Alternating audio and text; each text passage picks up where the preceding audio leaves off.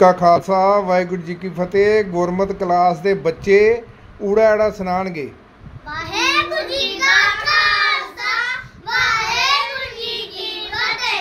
ऊड़ा आड़ा ईड़ी सस्सा हा हा कक्का खक्खा गग्गा कग्गा गंगा चच्चा शस्सा जज्जा चज्जा नैया नैया टैंका ठट्ठा डड्डा डड्डा नाना नाना नाना तत्ता तत्ता ठट्ठा दद्दा तद्दा नन्ना पप्पा फफ्फा बब्बा पब्बा मम्मा यैया रारा लल्ला वौवा राड़ा। वाहिगुरू जी का खालसा वाहिगुरू जी की फतेह।